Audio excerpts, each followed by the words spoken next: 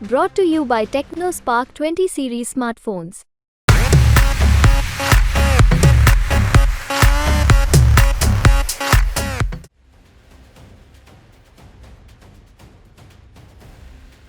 ये भारत के दो दोस्तों की मुलाकात है। ओमान के सुल्तान हाइथम बिन तारिक अल सईद और साथ में हैं यूएई के राष्ट्रपति शेख मोहम्मद बिन जायद अल नाहयान। ये मुलाकात यूएई में हुई है और ओमान के सुल्तान खुद यूएई पहुंचे हैं।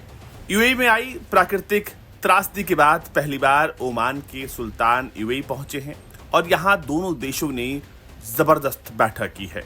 इस बैठक में दोनों देशों के बीच आपसी सहयोग और क्षेत्रीय मुद्दों पर बातचीत हुई है। दोनों ही नेताओं का पूरा मंत्रिमंडल साथ में था और कैसे ओमान और यूएई साथ मिलकर काम कर सकते हैं और अपने संबंध को और मजबूत कर सकते हैं, इस पर बातचीत हुई है।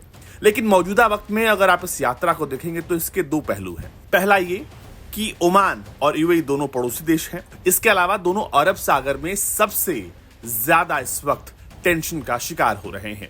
ये बात हम इसलिए कह रहे हैं क्योंकि यूएई की तरफ अगर आप देखेंगे तो यहाँ पर है स्ट्रेट ऑफ हॉर्मूज, जहां पर ईरान इस वक्त इजरायली जहाजों को बंधक बना रहा है, जबकि ओमान के ठीक बगल में है यमन और यमन के पास ही हुती विद्रोही कई सारी कार्गो शिप्स को हाईजैक कर रहे हैं। कुल मिलाकर देखें तो क्षेत्रीय मुद्दा इस वक्त बहुत बड़ा है और इजराइल ईरान के बीच की लड़ाई की वजह से भी ये पूरा मिडिल ईस्ट इस वक्त अस्त व्यस्त है। लोगों को उम्मीद है कि इस मुलाकात से क्षेत्रीय सहयोग और कैसे इस पूरे इलाके में शांति लाई जाए, ऐसे में ओमान और यूएई इस पर बातचीत करने के लिए एक मंच पर इकट्ठा हुए हैं। अगर हम फिलहाल मिडिल ईस्ट की बात करें तो मिडिल ईस्ट में इस वक्त बहुत सारे दौरे हो रहे हैं। तुर्की के राष्ट्रपति इराक के दौरे पर हैं, कतर के प्रमुख आमिर इस वक्त बांग्लादेश के दौरे पर हैं और ईरान के राष्ट्रपति पाकिस्तान के दौरे पर हैं। कुल मिलाकर अगर हम मिडिल ईस्ट की हलचल की बात करें तो ऐसा लग रहा है कि कोई बहुत बड़ी त्रासदी आने वाली है, जिसको टालने के लिए अलग अलग तरह के प्रयास किए जा रहे हैं। लेकिन इन बैठकों में फिलहाल अमेरिका, जो बीते कई महीनों से बहुत एक्टिव था, वो दिखाई नहीं दे रहा है।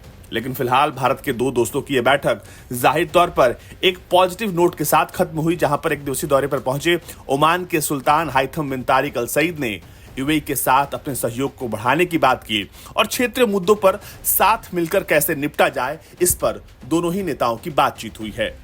फिलहाल उम्मीद है कि इस बैठक के बाद इस पूरे क्षेत्र में शांति आएगी। ब्यूरो रिपोर्ट, भारत तक।